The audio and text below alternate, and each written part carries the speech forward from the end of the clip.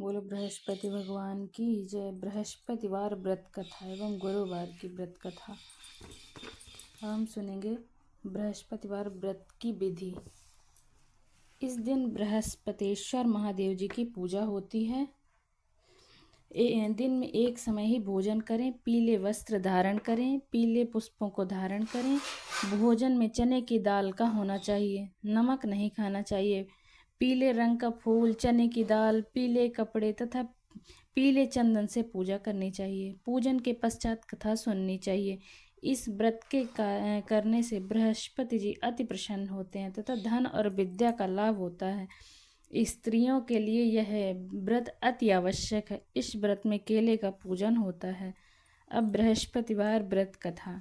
प्राचीन समय की बात है। भारत में एक राजा राज्य करता था। वह बड़ा प्रतापी तथा दानी था। नित्य प्रति मंदिर में भगवत दर्शन करने जाता था। वह ब्राह्मण और गुरु की सेवा किया करता था। उसके द्वार से कोई भी याचक निराश होकर नहीं लौटता था। वह प्रत्येक गुरुवार को व्रत रखता एवं पूजन करता। हर दिन गरीबों की सहायता करता था। परंतु यह सब बातें उसकी रानी को अच्छी नहीं लगती थी। वह न व्रत करती और न किसी को एक भी पैसा दान में देती थी। वह राजा से भी ऐसा करने को मना किया करती थी। एक समय की बात है कि राजा शिकार खेलने वन को चले गए। घर पर रानी और दासी थी। उसी समय गुरु बृहस्पति साधु का रूप धारण कर राजा के दरवाजे पर भिक्षा मांगने आए। साधु ने रानी से भिक्षा मांगी तो वह कहने लगी, हे साधु महाराज, मैं इस दान और पुण्य से तंग आ गई हूँ। इस कार्य के लिए मेरे पतिदेव ही बहुत हैं। अब आप ऐसी कृपा करें कि सारा धन नष्ट हो जाए तथा मैं आराम से रह सकूं। साधु रूपी बृहस्पति देव ने कहा, हे देवी, तुम बड़ी विचित्र हो। संतान और धन से कोई दुखी नहीं होता है, इसको सभी चाहते हैं। पापी भी पुत्र और धन की इच्छा करता है। अगर तुम्हारे पास धन अधिक है तो भूखे मनुष्यों को भोजन कराओ, प्याऊ लगवाओ, ब्राह्मणों को दान दो, धर्मशालाएं बनवाओ, कुआं, तालाब, बावड़ी, बाग बगीचे आदि का निर्माण कराओ तथा निर्धन की कुमारी कन्याओं का विवाह कराओ। साथ ही यज्ञ आदि करो। इस प्रकार के कर्मों से आपके कुल का और आपका नाम परलोक में भी सार्थक होगा एवं तुम्हें भी स्वर्ग की प्राप्ति होगी। परंतु रानी साधु की इन बातों से खुश नहीं हुई। उसने कहा, हे साधु महाराज, मुझे ऐसे धन की आवश्यकता नहीं जिसको मैं अन्य लोगों को दान देती फिरूं तथा जिसको रखने और संभालने में ही सारा समय नष्ट हो जाए। साधु ने कहा, हे देवी, यदि तुम्हारी ऐसी ही इच्छा है तो जैसा मैं तुम्हें बताता हूँ तुम वैसा ही करना। बृहस्पतिवार के दिन घर आंगन को गोबर से लीपना, अपने केसों को पीली मिट्टी से धोना, केसों को धोते समय स्नान करना, राजा से कहना वह हजामत करो, भोजन में मांस मदिरा खाना, कपड़े धोबी के यहाँ धुलने देना। इस प्रकार 7 बृहस्पतिवार करने से तुम्हारा सारा धन नष्ट हो जाएगा। यह कहकर साधु महाराज रूपी अंतर्ध्यान हो गए। रानी ने साधु के कहने के अनुसार 7 बृहस्पतिवार तक वैसा ही करने का विचार किया। साधु के बताए अनुसार कार्य करते हुए केवल 3 बृहस्पतिवार ही बीते थे कि उसकी समस्त धन संपत्ति नष्ट हो गई। भोजन के लिए दोनों समय परिवार तरसने लगा तथा सांसारिक भोगों से दुखी रहने लगा। तब राजा रानी से कहने लगा कि हे रानी, तुम यहाँ पर रहो, मैं दूसरे देश को जाता हूँ, क्योंकि यहाँ पर मुझे सभी मनुष्य जानते हैं, इसलिए मैं यहाँ कोई काम नहीं कर सकता। मैं अब परदेश जा रहा हूँ, वहाँ कोई काम धंधा करूँगा, शायद हमारे भाग बदल जाए। ऐसा कहकर राजा परदेश चला गया। वह वहाँ जंगल से लकड़ी काट कर लाता और शहर में बेचता। इस तरह जीवन व्यतीत करने लगा। इधर राजा के बिना रानी और दासियां दुखी रहने लगी। किसी दिन भोजन मिलता, किसी दिन जल पीकर रह जाती। एक समय रानी और दासियों को 7 दिन बिना भोजन के व्यतीत करने पड़े तो रानी ने अपनी दासी से कहा, हे दासी, यहाँ पास ही के नगर में मेरी बहन रहती है, वह बड़ी धनवान है, तो उसके पास जा, वहाँ से 5 सेर भेजर मांग कर ले आ, जिससे कुछ समय के लिए गुजारा हो जाएगा। दासी रानी की बहन के पास गई। रानी की बहन उस समय पूजा कर रही थी। बृहस्पतिवार का दिन था। दासी ने रानी की बहन से कहा, तो रानी, हे रानी, मुझे आपकी बहन ने भेजा है, मुझे 5 सेर भेजर दे दो। दासी ने यह बात अनेक बार कही, परंतु रानी की बहन ने कोई उत्तर नहीं दिया, क्योंकि उस समय बृहस्पतिवार की कथा सुन रही थी। जब दासी को रानी की बहन से कोई उत्तर नहीं मिला तो वह बहुत दुखी हुई। उसे क्रोध भी आया। वह लौटकर रानी से बोली, हे रानी, आपकी बहन बहुत ही घमंडी है, वह छोटे लोगों से बात भी नहीं करती। मैं उससे कहा तो उसने कोई उत्तर नहीं दिया, मैं वापस चली आई। रानी बोली, हे दासी, इसमें उसका कोई दोष नहीं। जब बुरे दिन आते हैं तब कोई सहारा नहीं देता। अच्छे बुरे का पता विपत्ति में ही लगता है। जो ईश्वर की इच्छा होगी वही होगा, यह सब हमारे भाग्य का दोष है। उधर रानी की बहन ने सोचा मेरी बहन की दासी आई थी परंतु उससे मैं नहीं बोली, इससे बहुत दुखी हुई होगी। अतः कथा सुन अब विष्णु भगवान का पूजन समाप्त कर वह अपनी बहन के घर आई और कहने लगी, हे बहन, मैं बृहस्पतिवार का व्रत कर रही थी, तुम्हारी दासी हमारे घर गई थी, परंतु जब तक कथा होती है तब तक हम लोग ना उठते हैं ना बोलते हैं, इसलिए मैं नहीं बोली। कहो दासी क्यों क्यों गई थी? रानी बोली, बहन, हमारे घर अनाज नहीं था, वैसे तुमसे कोई बात छिपी नहीं है, इस कारण मैंने दासी को तुम्हारे पास 5 सेर भेजर लेने के लिए भेजा था। रानी की बहन बोली, बहन देखो, बृहस्पति भगवान सबकी मनोकामना पूर्ण करते हैं, देखो शायद तुम्हारे घर में ही अनाज रखा हो। यह सुनकर दासी घर के अंदर गई, वहां उसे एक गड़ा भेजर का भरा मिल गया। उसे बड़ी हैरानी हुई क्योंकि उसने एक एक बर्तन देख लिया था। उसने बाहर आकर रानी को बताया। दासी अपनी रानी से कहने लगी, हे रानी देखो, वैसे हमको जब अन्न नहीं मिलता तो हम रोज ही व्रत करते हैं, अगर इस व्रत की विधि और कथा पूछ ली जाए तो इसे हम भी कर लिया करेंगे। दासी के कहने पर रानी ने अपनी बहन से बृहस्पतिवार व्रत के बारे में पूछा। उसकी बहन ने बताया, हे रानी बहन, बृहस्पतिवार को सूर्योदय से पूर्व उठकर स्नान करके बृहस्पतिवार का व्रत करना चाहिए, लेकिन उस दिन सिर नहीं धोना चाहिए। बृहस्पतिवार के व्रत में चने की दाल और मुनक्कों से विष्णु भगवान का केले की वृक्ष की जड़ से पूजन करें तथा दीपक जलावें। उस दिन एक ही समय भोजन करें, भोजन पीले खाद्य पदार्थ का करें तथा कथा सुने। इस प्रकार करने से गुरु भगवान प्रसन्न होते हैं, अन्न पुत्र धन देते हैं। इस तरह व्रत और पूजन की विधि बताकर रानी की बहन अपने घर लौट गई। रानी और दासी दोनों ने निश्चय किया कि बृहस्पति भगवान का पूजन जरूर करेंगी। 7 दिन बाद जब बृहस्पतिवार आया तो उन्होंने व्रत रखा। गुड़साल में जाकर चना और गुड़ बीन लाई और उसकी दाल से केले की वृक्ष की जड़ से विष्णु भगवान का पूजन किया। अब भोजन कहाँ से आए? दोनों बड़ी दुखी हुई, परंतु उन्होंने व्रत रखा था। इस कारण बृहस्पति भगवान प्रसन्न थे। एक साधारण व्यक्ति के रूप में 2 थालों में सुंदर पीला भोजन लेकर आए और दासी को देकर बोले, हे दासी, ये भोजन तुम्हारे और रानी के लिए है, तुम दोनों करना। दासी भोजन पाकर बड़ी प्रसन्न हुई। रानी से बोली, रानी जी भोजन कर लो। रानी को भोजन आने के बारे में कुछ पता नहीं था, इसलिए वह दासी से बोली, जा तू ही भोजन कर, क्योंकि तुम हमारी व्यर्थ में हंसी उड़ाती है। दासी बोली, एक व्यक्ति अभी भोजन दे गया है। रानी कहने लगी, वह भोजन तेरे लिए दे गया है, तू ही भोजन कर। दासी ने कहा, वह व्यक्ति हम दोनों के लिए 2 थालों में भोजन दे गया है, इसलिए मैं और आप दोनों साथ साथ भोजन करेंगे। फिर दोनों ने गुरु भगवान को नमस्कार कर भोजन प्रारंभ किया।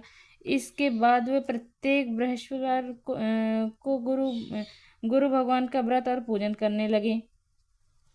बृहस्पति भगवान की कृपा से उनके पास धन हो गया, परंतु रानी फिर पहले की तरह आलस करने लगी। तब दासी बोली, देखो रानी, तुम पहले भी इस प्रकार आलस करती थी, तुम्हें धन के रखने में कष्ट होता था, इस कारण सभी धन नष्ट हो गया है। अब गुरु भगवान की कृपा से धन मिला है तो तुम्हें फिर आलस होता है। बड़ी मुसीबतों के बाद हमने ये धन पाया, इसलिए हमें दान पुण्य करना चाहिए। तुम भूखे मनुष्यों को भोजन कराओ, प्याऊ लगवाओ, ब्राह्मणों को दान दो, कुआं तालाब बावड़ी आदि का निर्माण कराओ, मंदिर पाठशाला बनवाकर दान दो, कुमारी कन्याओं का विवाह कराओ, धन को शुभ कार्यों में खर्च करो, जिससे तुम्हारे कुल का यश बढ़े तथा स्वर्ग प्राप्त हो और पितृ प्रसन्न हो। दासी की बात मानकर रानी ने इसी प्रकार के कर्म करने प्रारंभ किए, जिससे उनका काफी यश फैलने लगा। एक दिन रानी और दासी आपस में विचार करने लगी, न जाने राजा किस दशा में होंगे, उनकी कोई खोज खबर नहीं है। गुरु भगवान से उन्होंने प्रार्थना की और भगवान ने रात्रि में राजा को सपने में कहा, हे राजा, उठ, तेरी रानी तुझको याद करती है, अब अपने देश को लौट जा। राजा प्रातःकाल उठकर जंगल से लकड़ियां काट कर लाने के लिए जंगल की ओर चल पड़ा। जंगल से गुजरते हुए वह सोचने लगा, रानी की गलती से कितने दुख भोगने पड़े, राजपाट छोड़कर उसे जंगल में आकर रहना पड़ा, जंगल से लकड़ी काट कर उन्हें बेचकर गुजारा करना पड़ा। उसी समय उस जंगल में बृहस्पति एक साधु का रूप धारण करा और राजा के पास आकर बोले, हे लकड़हारे, तुम इस सुनसान जंगल में किस चिंता में बैठे हो, मुझे बतलाओ। यह सुन राजा के नेत्रों में जल भर आया और साधु की वंदना कर बोला, हे प्रभु, आप सब कुछ जानने वाले हैं। इतना कहकर राजा ने साधु को अपनी संपूर्ण कहानी सुना दी। महात्मा तो स्वभाव के ही दयालु होते हैं। वे राजा से बोले, हे राजा, तुम्हारी पत्नी ने बृहस्पति के प्रति अपराध किया था, इसके कारण तुम्हारी ये दशा हुई। अब तुम किसी प्रकार की चिंता मत करो, भगवान तुम्हें पहले से अधिक धन देंगे। देखो, तुम्हारी पत्नी ने बृहस्पतिवार का व्रत करना प्रारंभ कर दिया। अब तुम भी बृहस्पतिवार का व्रत करके चने की दाल व गुड़ से चने को लोटे में डाल कर केले के पत्ते से भगवान विष्णु का पूजन करो। फिर कथा कहो या सुनो, भगवान तुम्हारी सब मनोकामनाओं को पूर्ण करेंगे। साधु को प्रश्न देकर राजा बोला, हे प्रभु, मुझे लकड़ी बेचकर इतना पैसा नहीं बचता जिससे भोजन करने के उपरांत कुछ बचा सकूं। मैंने रात्रि में अपनी रानी को व्याकुल देखा है। मेरे पास कोई साधन नहीं जिससे समाचार जान सकूं। फिर मैं बृहस्पतिवार की कौन सी कहानी कहूँ या सुनो? मुझको तो कुछ भी मालूम नहीं है। साधु ने कहा, हे राजा, तुम किसी बात की चिंता मत करो। बृहस्पतिवार के दिन तुम रोजाना की तरह लकड़ियाँ लेकर शहर में जाओ। तुम्हें रोज से दो गुना धन प्राप्त होगा, जिससे तुम भली भांति भोजन कर लोगे तथा बृहस्पतियों की पूजा का सामान भी आ जाएगा। बृहस्पतियों की कथा इस प्रकार है। बृहस्पतियों की कथा। प्राचीन काल में एक बहुत ही निधन ब्राह्मण था। उसके कोई संतान नहीं थी। वह नित्य पूजा पाठ करता, परंतु उसकी स्त्री बहुत मलिनता के साथ रहती। वह न स्नान करती न किसी देवता का पूजन करती। प्रातः काल उठते ही सर्वप्रथम भोजन करती, बाद में कोई अन्य कार्य करती। ब्राह्मण देवता बहुत दुखी रहते थे। पत्नी को बहुत समझाते, किंतु उसका कोई परिणाम न निकलता। भगवान की अनुकंपा से एक समय उस ब्राह्मण की पत्नी गर्भवती हुई। 10वें महीने एक सुंदर कन्या को जन्म दिया। निर्धन ब्राह्मण कन्या के जन्म से बहुत दुखी हुआ। धीरे धीरे ब्राह्मण की कन्या बड़ी होने लगी। बचपन से उस कन्या की रुचि भगवान विष्णु की पूजा में थी। वह प्रातः उठते ही स्नान आदि करके भगवान विष्णु की पूजा करने मंदिर में जाती थी। बृहस्पतिवार के व्रत करके विधिवत पूजा पाठ करती थी। पूजा पाठ के बाद वह पढ़ने के लिए पाठशाला में जाती थी। घर से चलते हुए वह मुट्ठी भर जौ साथ लेकर जाती और पाठशाला के रास्ते में थोड़ी थोड़ी जौ गिराती जाती थी। जब वह पाठशाला से घर लौटती तो वह जौ के दाने सोने में बदले हुए मिलते थे। लड़की सभी सोने के दाने बीन लाती थी। एक दिन जब वह सोने के दाने साफ कर रही थी तो उसकी माँ ने कहा, बेटी, सोने के दाने साफ करने के लिए सोने का सूप भी होना चाहिए। अगले दिन बृहस्पतिवार था। उसने भगवान बृहस्पतिदेव की पूजा करते हुए प्रार्थना की, हे भगवान, यदि मैंने आपका व्रत विधिवत किया है तो मुझे सोने का सूप दे दो।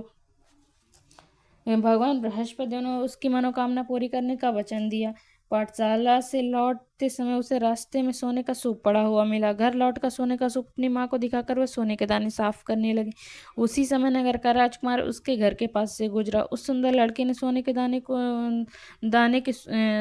लड़की ने सोने के सूप में जौ साफ करते देख राजकुमार उस पर मोहित हो गया।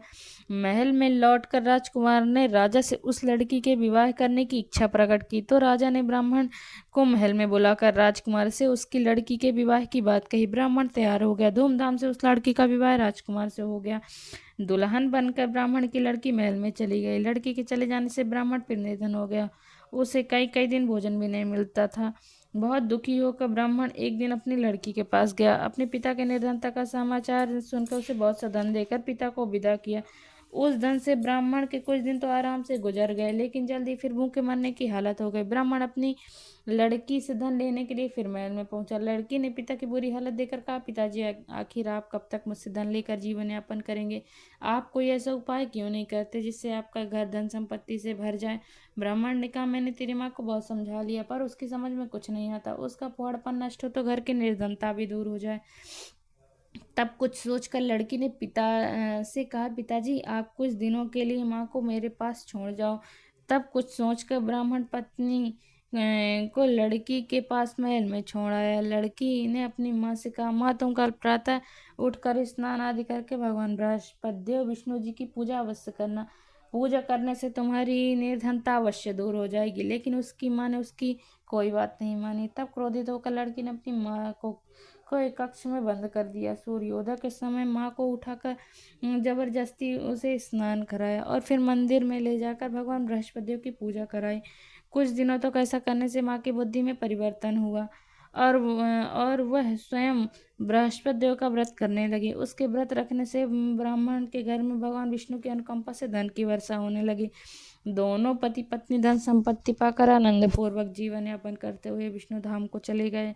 लकड़हारा बने राजा ने उन साधु से भगवान बृहस्पति की कथा सुनकर बृहस्पतिवार का व्रत करके भगवान विष्णु की पूजा की। उस दिन से उसके सभी क्लेश दूर हो गए। लेकिन अगले बृहस्पतिवार को कामकाज में अधिक व्यस्त रहने के कारण उसने भगवान बृहस्पति का व्रत नहीं किया। भगवान बृहस्पति लकड़हारे से क्रोधित हो गए और उसे भूल की सजा दी। उस दिन नगर के राजा ने नगर में घोषणा करके सबको सूचित किया, प्रत्येक नागरिक मेरे महल में भोजन करने आए, जो नहीं आएगा उसे अपराधी मानकर भारी दंड दिया जाएगा।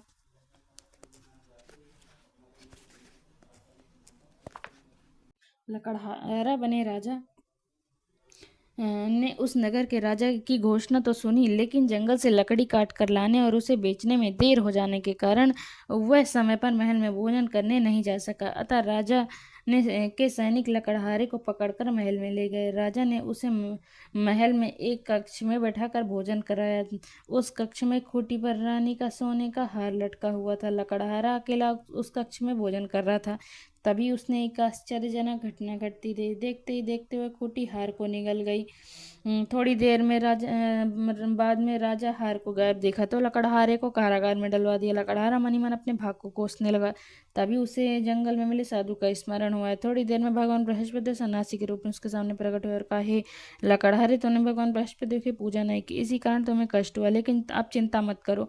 बृहस्पतिवार के दिन कारागार के दरवाजे पर तुम्हें कुछ पैसे पड़े हुए मिलेंगे। उन पैसों से भगवान बृहस्पति का व्रत करके उनकी पूजा करोगे तो तुम्हारे सब दुख नष्ट हो जाएंगे। बृहस्पतिवार के दिन दरवाजे पर पड़े मिले पैसे से चने और गुड़ मंगाकर लकड़हारे ने बृहस्पतिवार की कथा कही तो भगवान बृहस्पतियों ने प्रसन्न होकर उस नगर के राजा को स्वप्न में लकड़हारे को कारागार से मुक्त करने को कहा। सुबह राजा ने अपने कक्ष में आकर देखा तो कोठी पर रानी का हार टंगा हुआ था। राजा ने लकड़हारे को मुक्त कर दिया और उसे धन और आभूषण देकर विदा किया। लकड़हारा बना राजा उस नगर से चलकर अपने नगर में पहुंचा तो उस नगर में कुएं, धर्मशालाएं, बाग बगीचे देखकर बहुत प्रसन्न हुआ। राजा ने किसी से पूछा, कुएं, धर्मशालाएं किसने बनवाई? सबने उसे बताया कि सब रानी उसकी दासी ने बनवाया।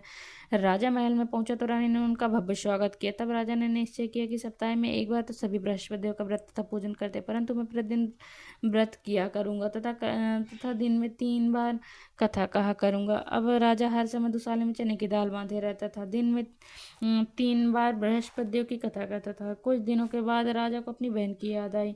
एक दिन घोड़े पर सवार होकर राजा अपनी बहन से मिलने चल दिया। अभी राजा नगर के बाहर पहुंचा ही था कि उसने कुछ लोगों के एक शव को ले जाते हुए देखा। राजा को स्मरण हुआ कि आज उसने किसी को बृहस्पतिवार की व्रत कथा नहीं सुनाई। राजा ने उन लोगों को रोक कर कहा, भाई, आप शव को ले जाने से पहले मुझसे बृहस्पतिवार की कथा सुन ले। लोगों ने राजा पर क्रोधित होते कहा, तुम पागल तो नहीं हो? लेकिन कुछ बड़े बूढ़े लोगों ने कहा, अच्छा भाई, साथ चलते चलते तुम अपनी कथा भी सुना लो। राजा के चलते हुए आधी कथा ही सुनाई थी कि शव हिलने लगा। राजा की पूरी कथा सुनाते ही शव उठकर बैठ गया। लोगों ने हैरानी से दांतों तले उंगली दबाई और अगले बृहस्पतिवार से भगवान बृहस्पतिदेव का व्रत करके वचन कथा सुनने का निश्चय कर लिया। अब घोड़े पर सवार राजा चलते हुए एक किसान के पास पहुंचा। किसान अपने खेत में हल चला रहा था। राजा ने कहा, अरे भाई, मुझसे बृहस्पतिवार की कथा सुन लो। किसान झुंझला कर बोला, अरे भाई, देख नहीं रहे हो, जितनी देर तक तुम्हारी कथा सुनूंगा उतनी देर में पूरे खेत में हल चला लूंगा। राजा निराश होकर चलने लगा। तभी किसान के बैल लड़खड़ाकर जमीन पर जा गिरा। किसान के पेट में भी जोरों का दर्द होने लगा।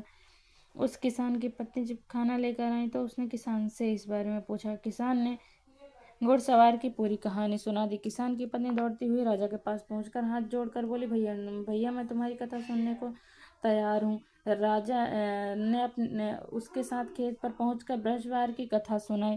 तभी बैल उठकर खड़े हो गए। किसान के पेट का दर्द भी तुरंत ठीक हो गया। राजा अपनी बहन के घर पहुंचा तो उसकी बहुत आवभगत हुई। अगले दिन सुबह उठकर राजा ने देखा घर के सभी लोग भोजन कर रहे हैं। किसी भूखे को बृहस्पतिवार की कथा सुनाए बिना राजा भोजन नहीं करता था।